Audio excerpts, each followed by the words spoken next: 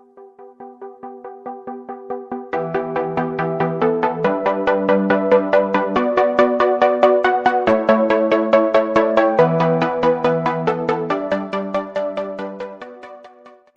वालेकुम स्टूडेंट्स, आज के इस वीडियो में हम 9th क्लास के chemistry chapter number 8 chemical reactivity का टॉपिक डिस्कस करने जा रहे हैं।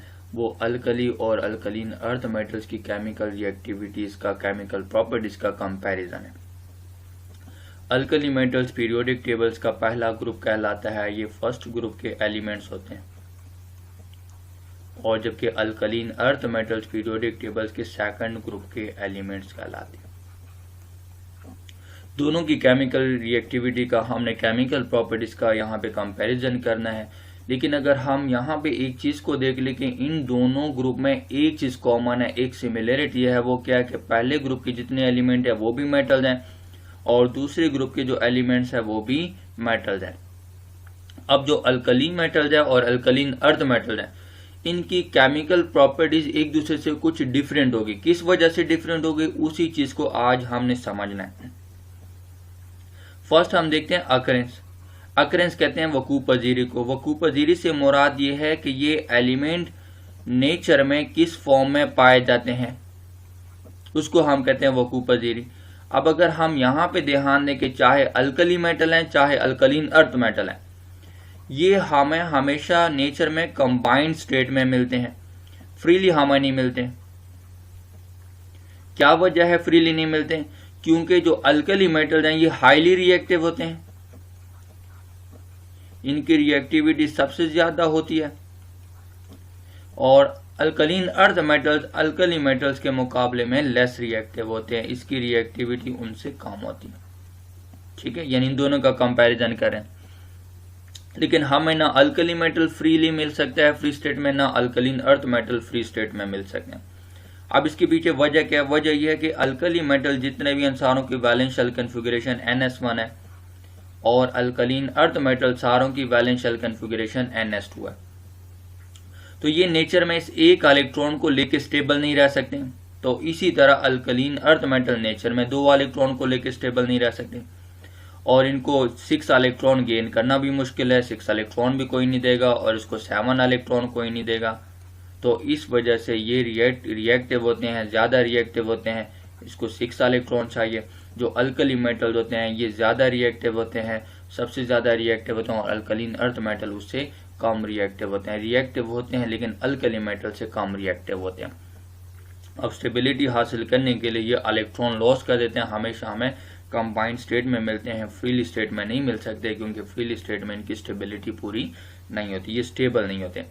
अब वजह क्या है? अगर हम देख लेते हैं कि जो अल्कली मेटल्स हैं इनकी आयोनाइजेशन एनर्जी कम होती है, इनका साइज बड़ा होता है, और इनके पास जो न्यूक्लियर चार्ज का इफेक्ट होता है वो कम होता है। तो इस लिहाज से अगर हम अल्कलीन अर्थ मेटल्स को कंपेयर करें तो अल्कलीन अर्थ मेटल्स की आयोनाइजेशन एनर्जी अल्कली मेटल्स के मुकाबले में ज़्यादा होती है, इनका साइज अल्कली मेटल्स के मुकाबले में कम होता है, इनके पास न्यूक्लियर चार्ज अल्कली मेटल्स के मुकाबले में ज्यादा होता है। तो यही वो प्रॉपर्टी है जो अल्कलीन अर्थ मेटल्स को अल्कली मेटल्स के मुकाबले में कम रिएक्टिव बना देते हैं, या यही वो प्रॉपर्टीज हैं जो अल्कली मेटल्स को अल्कलीन अर्थ मेटल से ज्यादा रिएक्टिव बना देते हैं। आयोनाइजेशन एनर्जी अल्कली मेटल्स की कम है, इनमें से इलेक्ट्रॉन निकालना आसान हो जाता है, जबकि अल्कलीन अर्थ मेटल्स की आयोनाइजेशन एनर्जी ज्यादा है, इनमें से इलेक्ट्रॉन निकालना मुश्किल हो जाते हैं। अल्कली मेटल्स का साइज बड़ा होता है और अल्कलीन अर्थ मेटल का साइज छोटा होता है। अल्कली मेटल्स का न्यूक्लियर चार्ज कम होता है और अल्कलीन अर्थ मेटल्स का न्यूक्लियर चार्ज ज्यादा होता है। इस वजह से alkaline earth metals alkali metal से लेस रिएक्टिव होते हैं और अल्कली मेटल हाईली रिएक्टिव होते हैं, और ना हमें अल्कली मेटल फ्री स्टेट में मिल सकते हैं, ना ही alkaline earth metal free state में मिल सकते हैं, ये कंबाइंड स्टेट में हमें मिलते हैं। उसके बाद नेक्स्ट प्रॉपर्टी आ जाती है इलेक्ट्रोपॉजिटिविटी। इलेक्ट्रोपॉजिटिविटी कहते हैं इलेक्ट्रॉन लॉस करने की प्रॉपर्टीज को कहते हैं कि जो जितनी आसानी से इलेक्ट्रॉन लॉस करेगा वो उतना ही इलेक्ट्रोपॉजिटिव होगा। जो अल्कली मेटल्स हैं इनकी जो इलेक्ट्रोपॉजिटिविटी है ये ज्यादा इलेक्ट्रोपॉजिटिव होते हैं, हाईली इलेक्ट्रोपॉजिटिव होते हैं। जबकि alkaline earth metal less electropositive होते हैं, इनकी इलेक्ट्रोपॉजिटिविटी कम होती है। अब वजह क्या है? वजह मैंने यहाँ पे बता दी है कि जो अल्कलीन अर्थ मेटल हैं वो इलेक्ट्रॉन लॉस करने की प्रॉपर्टी अल्कली मेटल्स के मुकाबले में उनमें कम है, ये मुश्किल से इलेक्ट्रॉन लॉस करते हैं, इस वजह से ये लेस इलेक्ट्रोपॉजिटिव हैं। और जबकि अल्कली मेटल आसानी से इलेक्ट्रॉन लॉस कर देते हैं और तेज़ी से इलेक्ट्रॉन लॉस कर देते हैं, इस वजह से इनके इलेक्ट्रोपॉजिटिव नेचर ज़्यादा है, ये ज़्यादा इलेक्ट्रोपॉजिटिव है। अब अगर हम देख लेते हैं कि जो लिथियम की आयोनाइजेशन एनर्जी है वो है जो लगभग अगर हम देख लें 520 किलो जूल पर मोल है लिथियम की। और इसी तरह जब हम नीचे आते हैं सीजियम को देख लेते हैं तो सीजियम की जो आयोनाइजेशन एनर्जी है उसमें से इलेक्ट्रॉन निकालते हैं तो हमें 376 किलो जूल पर मोल एनर्जी दरकार होती है। लेकिन जब हम अल्कलीन अर्थ मेटल्स की बात करते हैं, अल्कलीन अर्थ मेटल में जो पहला एलिमेंट है वो बेरिलियम है। बेरिलियम में से इलेक्ट्रॉन निकालने के हमें 57 किलो जूल पर मोल एनर्जी चाहिए। और नीचे आते हैं बेरियम में से इलेक्ट्रॉन निकालने के लिए हमें जो एनर्जी चाहिए वो है 965 किलो जूल पर मोल चाहिए। तो हमने देख लिया कि जो आयोनाइजेशन एनर्जी है वो अल्कलीन अर्थ मेटल की ज़्यादा होती है और जबकि अल्कली मेटल्स की आयोनाइजेशन एनर्जी कम होती है, इसलिए अल्कली मेटल में से इलेक्ट्रॉन निकालना आसान हो जाता है और अल्कलीन अर्थ मेटल में से अल्कली मेटल्स के मुकाबले में इलेक्ट्रॉन निकालना मुश्किल हो जाता है। इसलिए अल्कलीन अर्थ मेटल्स की इलेक्ट्रोपॉजिटिविटी कम होती है और अल्कली मेटल्स की इलेक्ट्रोपॉजिटिविटी ज़्यादा होती है। उसके बाद अगला रिएक्शन है वो है रिएक्शन विद वाटर, कि पानी के साथ किस तरह रिएक्ट करेंगे। तो अल्कली मेटल्स हैं ये पानी के साथ किस तरह रिएक्ट करते हैं, ये पानी के साथ तेज़ी से रिएक्ट कर जाते हैं, रूम टेम्परेचर पर रिएक्ट कर जाते हैं और जो सोल्यूशन देते हैं वो स्ट्रॉन्ग अल्कलीन सोल्यूशन होता है और साथ हाइड्रोजन गैस रिलीज करते हैं। अब कैसे इस रिएक्शन को मैं 2 स्टेप में कंप्लीट करता हूँ। ये सोडियम है, ये पानी के साथ रिएक्ट करता है और यहाँ जो सोडियम है ये इलेक्ट्रॉन लॉस कर देता है। ये इलेक्ट्रॉन यहाँ पे जो हाइड्रोजन है, हाइड्रोजन एक हाइड्रोजन पर +1 चार्ज है और 2 हाइड्रोजन पर +2 है, जो ये इलेक्ट्रॉन लॉस करेगा वो इलेक्ट्रॉन ये हाइड्रोजन गेन करेगा। तो एक सोडियम एक इलेक्ट्रॉन लॉस करेगा तो एक हाइड्रोजन इसको गेन करेगा। तो यहाँ पे तो 2 हाइड्रोजन है, फिर 2 इलेक्ट्रॉन लॉस करने चाहिए और हाइड्रोजन 2 इलेक्ट्रॉन गेन कर लेंगे। ये फार्मूला बन जाएगा Na2O और प्लस साथ क्या रिलीज हो जाएगा, हाइड्रोजन गैस। ठीक है, यहाँ पे हाइड्रोजन 2 है, इस तरफ प्रोडक्ट रिएक्टेंट में भी हाइड्रोजन 2 है, ऑक्सीजन 1 है और रिएक्टेंट में भी ऑक्सीजन 1 है, लेकिन सोडियम बैलेंस नहीं है, हमें यहाँ पे 2 लगाना पड़ेगा। उसके बाद हम देखते हैं सेकंड स्टेप, ये Na2O आगे जाके फिर पानी के मॉलिक्यूल के साथ रिएक्ट करना शुरू कर देता है प्लस HOH। अब अगर हम इसका रिएक्शन देख लेते हैं तो यहाँ से जो ऑक्सीजन है Na2O का सोडियम ऑक्साइड का, ये यहाँ से पानी से H ले लेता है और एक OH आयन यहाँ पे बन जाता है सोल्यूशन में और दूसरा OH आयन यहाँ पे बन जाता है। एक सोडियम पर +1 चार्ज है, एक सोडियम एक OH के साथ मिल जाएगा, दूसरे वाला सोडियम दूसरे OH के साथ मिल जाएगा और इस तरह 2 NaOH बना लेते हैं। इन 2 NaOH की वजह से जो कि स्ट्रॉन्ग बेस है तो इसका जो सोल्यूशन होता है वो ज़्यादा अल्कलीन होता है नेचर में। अब ओवरऑल रिएक्शन हम देख लेते हैं। ठीक है, जो चीज़ रिएक्टेंट्स और प्रोडक्ट में सेम है उसको काट देंगे, ये Na2O ये कैंसिल कर देंगे। अब 2 सोडियम एटम आ जाएंगे और प्लस इसके साथ साथ 2 पानी के मॉलिक्यूल आ जाएंगे। यहाँ पे 2 सोडियम है वो मैंने नीचे लिख दिया, एक पानी का मॉलिक्यूल पहले रिएक्शन में इस्तेमाल हुआ है, दूसरा पानी का मॉलिक्यूल दूसरे रिएक्शन में इस्तेमाल हुआ है। इसी तरह जो प्रोडक्ट में हम देखते हैं तो प्रोडक्ट में क्या क्या चीज़ें बन रही हैं, हाइड्रोजन गैस है ये रिलीज हो जाती है और +2 NaOH बन रहा है। इस 2 NaOH की वजह से ये सोल्यूशन क्या होता है, स्ट्रॉन्ग अल्कलीन हो जाता है, क्योंकि ये स्ट्रॉन्ग बेस है और पानी में तेजी से हाइड्रोक्साइड डोनेट कर देता है, लॉस कर देता है। तो हम देख सकते हैं कि जब भी किसी मेटल्स को पानी के साथ रिएक्ट करते हैं तो ये हमें क्या देता है, बेस दे रहा है और उसके साथ साथ हाइड्रोजन गैस रिलीज कर देता है। ऐसा ही रिएक्शन अल्कलीन अर्थ मेटल्स का भी होगा, लेकिन वो थोड़े से कम रिएक्टिव होते हैं, इनकी रिएक्टिविटी कम होती है, तो इस वजह से इसको थोड़ा सा हीट करना पड़ेगा और इनके जो बेस बनते हैं वो वीक बेस है तो इनका जो सोल्यूशन होगा वो वीक अल्कलीन होगा, स्ट्रॉन्ग नहीं होगा, क्योंकि इनके जो बेस बनते हैं वो सारे के सारे प्रोटॉन लॉस नहीं करते। अब यहाँ पे रिएक्शन हम देखते हैं मैग्नीशियम है, ये रिएक्ट करता है पानी के साथ, तो पानी के साथ रिएक्ट करके ये हमें पहले स्टेप में मैग्नीशियम ऑक्साइड दे देगा। मैग्नीशियम जो यहाँ पे 0 चार्ज पर है, ऑक्सीजन -2 है, हाइड्रोजन +1 की फॉर्म है, एक हाइड्रोजन +1 है, 2 +2 है। तो यहाँ मैग्नीशियम 2 इलेक्ट्रॉन लॉस करेगा, वो दोनों इलेक्ट्रॉन ये हाइड्रोजन गेन करेगा और मैग्नीशियम पर +2 चार्ज आ जाएगा, तो ये इस ऑक्सीजन -2 के साथ बैलेंस हो जाएगा, प्लस यहाँ पे हाइड्रोजन गैस रिलीज हो जाएगी। ये पहला स्टेप है। उसके बाद दूसरे स्टेप में हम देखते हैं कि यही वाला जो मैग्नीशियम ऑक्साइड है ये आगे जाके फिर पानी के साथ रिएक्ट करेगा। बिल्कुल ऐसा ही होगा जिस तरह लास्ट टाइम मैंने करवाया, यहाँ का H और ये OH, ये O मिलकर क्या बना लेंगे, OH आयन बना लेंगे। यहाँ से भी एक OH आयन है, तो एक मैग्नीशियम पर +2 चार्ज है, तो इसका मतलब है कि ये इन दोनों हाइड्रोक्सिल आयन को अपने साथ जोड़ देगा, ये अटैच कर लेगा, बॉन्ड बना लेगा इसके, तो ये बना लेगा मैग्नीशियम हाइड्रोक्साइड। अब जो हम देख रहे हैं कि ये जो मैग्नीशियम हाइड्रोक्साइड है ये इस NaOH के मुकाबले में वीक बेस है, तो इस वजह से इसका जो सोल्यूशन होगा वो वीक अल्कलीन होगा। जो चीज रिएक्टेंट्स और प्रोडक्ट में सेम है वो कट जाएगी। मैग्नीशियम ऑक्साइड सेम है।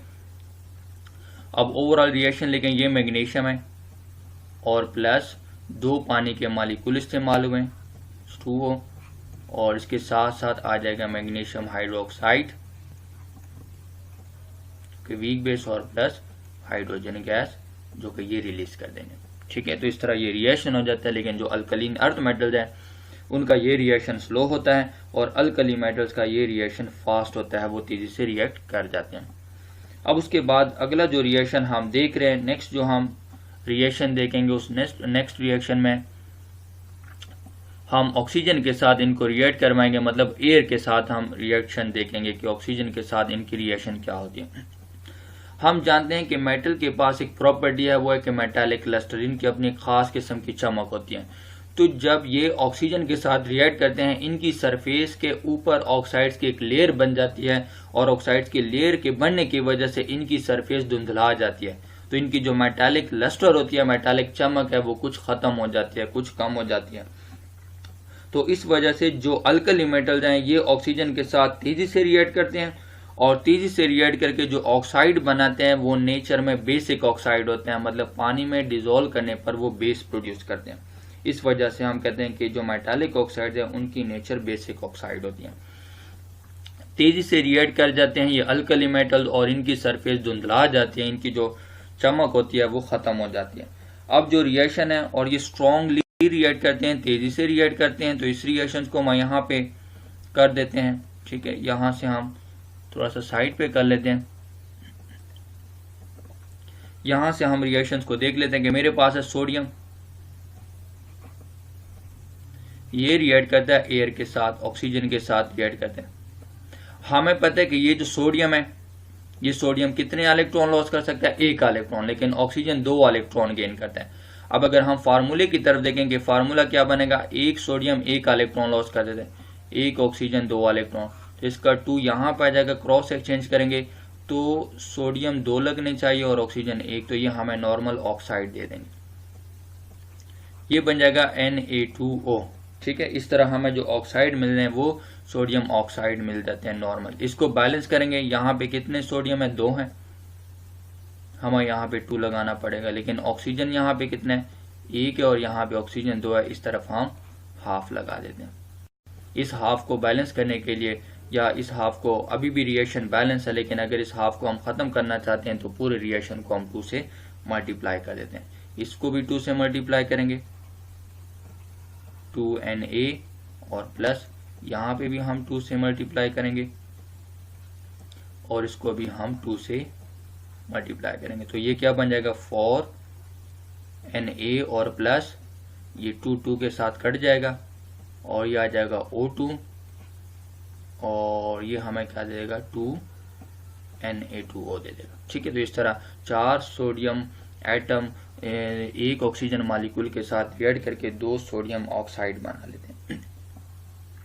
ये जो सोडियम ऑक्साइड है ये नेचर में बेसिक है, इनकी नेचर क्या है, बेसिक नेचर है। इसको हम पानी में डिसॉल्व करते हैं, जिस तरह मैंने यहाँ पे रिएक्शन देखा, तो यही Na2O पानी के साथ रिएक्ट कर जाते हैं, ये H और वो आपस में मिल जाएंगे -1 एक सोडियम एक OH के साथ, दूसरे वाला सोडियम दूसरे OH के साथ, और ये बना लेगा 2NaOH। इस तरह पानी में ये हाइड्रोक्सल आयन प्रोड्यूस करते हैं। इस वजह से हम इन ऑक्साइड्स को कहते हैं कि ये नेचर में बेसिक ऑक्साइड है, क्योंकि पानी का pH 7 से बढ़ा देते हैं। इसी तरह जो अल्कलीन अर्थ मेटल्स हैं, ठीक है, उनका जो रिएक्शन होता है ऑक्सीजन की तरफ या ऑक्सीजन के साथ या एयर के साथ, इनका रिएक्शन होता है ये थोड़ा सा स्लो होता है, लेस रिएक्टिव होते हैं। और इसके साथ साथ जब हम ये रिएक्ट करते हैं हमारे पास, तो ये हीट करने पर रिएक्ट करते हैं, इसको थोड़ा सा हीट करना पड़ता है, और इनके भी ऑक्साइड्स बनते हैं, ठीक है, इनके भी क्या बनेंगे, ऑक्साइड्स बनेंगे, जिस तरह हम यहाँ पे देख सकते हैं। और ये ऑक्साइड भी पानी में डिसॉल्व करने पर बेस प्रोड्यूस करते हैं, लेकिन वो वीक बेस कहलाते हैं। जिस तरह हम देख सकते हैं कि ये मैग्नीशियम और प्लस O2, तो मैग्नीशियम यहाँ पे 0 है और ऑक्सीजन भी 0 चार्ज है, तो मैग्नीशियम एक इलेक्ट्रॉन लॉस कर देती है, वो दो इलेक्ट्रॉन मैग्नीशियम लॉस कर देती है, वो 2 इलेक्ट्रॉन एक ऑक्सीजन एटम गेन कर लेता है। लेकिन यहाँ पे कितने ऑक्सीजन एटम है, 2 ऑक्सीजन एटम यहाँ पे मौजूद है, जो कि मालिक्यूल की फॉर्म है। तो हम कह सकते हैं कि मैग्नीशियम +2 है तो ऑक्सीजन -2, ये मैग्नीशियम ऑक्साइड्स का फार्मूला बन जाएगा, ठीक है। अब हम यहाँ पे देखेंगे कि मैग्नीशियम को बैलेंस करेंगे और ऑक्सीजन को, ऑक्सीजन तो यहाँ पे 2 हैं, लेकिन यहाँ पे ऑक्सीजन कितना है, 1 है, तो ऑक्सीजन को बैलेंस करने के लिए हमें यहाँ पे क्या लगाना पड़ेगा, 2 लगाना पड़ेगा, और फिर हमें मैग्नीशियम के साथ भी 2 लगाना पड़ेगा। 2 मैग्नीशियम एटम एक ऑक्सीजन मालिक्यूल के साथ रिएक्ट करके 2 मैग्नीशियम ऑक्साइड बनाते हैं, लेकिन ये किस पे रिएक्ट करेंगे, ये थोड़ा सा हीट करने पर रिएक्ट करेंगे, लेस रिएक्टिव होते हैं। अब यही मैग्नीशियम ऑक्साइड पानी में डिसॉल्व कर लेते हैं, ठीक है, लेकिन इसका जो बेस बनता है वो बेस का होता है वीक बेस है, सारे के सारे हाइड्रोक्सल आयन आसानी से लॉस नहीं करता, ठीक है। एक मैग्नीशियम पर +2 चार्ज है, ये इस OH आयन को भी ऑब्जॉर्व कर सकते हो और इस OH आयन को भी ये ऑब्जॉर्व कर लेते हैं, इसके साथ अटैच हो जाते हैं और ये बना लेता है मैग्नीशियम हाइड्रोक्साइड। इस तरह ये रिएक्शन जो हमने चंद आज डिस्कस कर लिए, इसी तरह जो चंद 4 रिएक्शन और रहते हैं उसको इंशाल्लाह हम नेक्स्ट वीडियो में डिस्कस करते हैं। अपना ख्याल रखिएगा। अल्लाह।